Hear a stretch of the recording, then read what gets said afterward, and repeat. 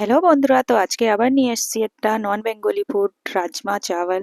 তো এর জন্য আগে আমি রাজমাকে রাতে ভিজিয়ে রেখেছিলাম, তারপরে প্রেসারে দিয়ে এখন সিটি দিয়ে নেব। আর এদিকে আমি কাটছি পেঁয়াজ টমেটো, একদম কুচি কুচি করে কাটবো।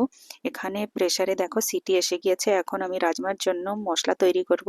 আদা নিয়েছি, রসুন নিয়েছি, লঙ্কা নিয়েছি, জিরে, গোটা ধনে নিয়েছি, লং নিয়েছি, এলাচ নিয়েছি, আর নিয়েছি এক টুকরো দালচিনি। আর এখানে আমি তেজপাতাও অ্যাড করে দিচ্ছি, আর এইটাকে একদম মিহি একটা পেস্ট করে নেব আমি। এখানে আলু আর রাজমা একদম সেদ্ধ হয়ে গিয়েছে। এখন নেব কড়াই, তাতে দেব সর্ষের তেল। এখানে অ্যাড করছি শুকনো লঙ্কা, তেজপাতা, জিরে, আর এর উপরে দিয়ে দিচ্ছি আমি পেঁয়াজটাকে লাল লাল করে আগে ভেজে নেব। তারপরে দিয়ে দেবো যে মশলাটা বেটেছিলাম, ওই মশলা, হলুদ গুঁড়ি, লঙ্কার গুঁড়ি। এখন এইগুলোকে ভালো করে আমি ভেজে নেব।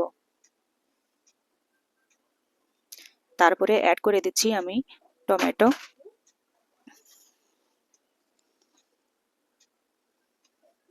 এখানে মশলা এখন ভাজা হয়ে গিয়েছে। এখানে একটু জল দিয়ে আর একটু নাড়াচাড়া দিয়ে একসাথে ভেজে নেব।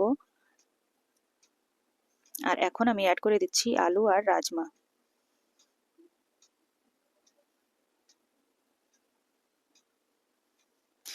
এখন মশলার সাথে ভালো করে রাজমা আর আলু একদম কষিয়ে নেব। তারপরে দিয়ে দেব লবণ।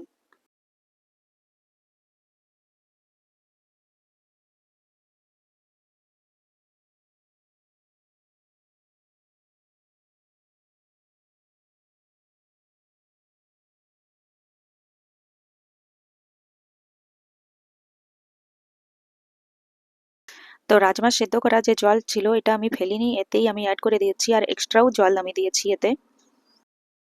এখন কড়াইকে ঢাকা দিয়ে ভালো করে জাল দিয়ে নেব। এখানে আমার রাজমা একদম রেডি আছে। এখন এতে দেব ধনেপাতা কুচি। তো এখানে রাজমা একদম রেডি হয়ে গিয়েছে। এখন সবাইকে খেতে দিয়ে দেবো। এইটা অনেক টেস্টি, মানে অনেক টেস্টি হয়েছিল, বাচ্চারা খুবই পছন্দ হয়েছে। তো বন্ধুরা, দেখা হবে নেক্সট ভিডিওতে।